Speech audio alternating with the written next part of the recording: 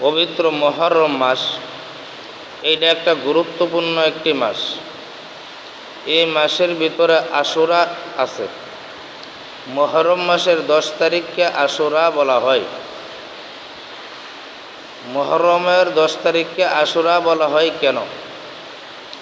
রাসূল আকরাম সাল্লাল্লাহু আলাইহি সাল্লাম যখন মদিনায় ভিতরে যখন তাশরিফ যখন নিলেন, নেওয়ার পরে দেখেন ইহুদিরা আশুরার দিনে রোজা রাখে। রাসূল আকরাম সাল্লাল্লাহু আলাইহি সাল্লাম জিজ্ঞাসা করলেন, তোমরা আশুরার দিনে রোজা কেন রাখো? ইহুদিরা জবাবে বলেন, এই মুহররম মাসের 10 তারিখে মূসা আলাইহিস সালাতু ওয়াসসালামকে আল্লাহ পাক রব্বুল আলামিন ফেরাউনের হাত থেকে রক্ষা করেছেন। তাই মূসা আলাইহিস সালাতু ওয়াসসালাম এই দিনের রোজা রাখতেন। তাই আমরাও এই দিনে রোজা রাখি।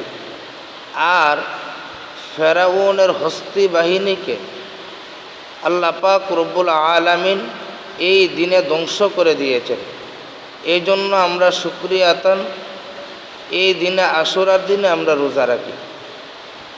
হযরতে আবু হুরাইরা রাদিয়াল্লাহু তাআলা আনহু বলেন, যে সমস্ত ব্যক্তিরা মুহররম মাসের 10 তারিখ রোজা রাখবে অথবা 9 তারিখ রোজা রাখবে, দুইটা রোজা পালন করবে,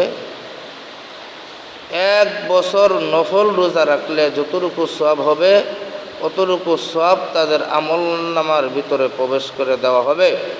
হাদিসের শেষ অংশের ভিতরে বলা হয়েছে 1 বছরের গুনাহাতা মাফ করে দেওয়া হবে, সগীরা গুনাহাতাগুলো মাফ করে দেওয়া হবে। আশুরা একটা পবিত্র একটা মাস। আমরা সবাই আগামী মঙ্গলবার, বুধবার, আর নয় বুধবার না হলো বৃহস্পতিবার আমরা এই রোজাগুলো রাখতে আমরা চেষ্টা করব। আল্লাহ পাক রব্বুল আলামিন আমাদের সকলকে তৌফিক দান করুক। আমিন ইয়া রব্বুল আলামিন।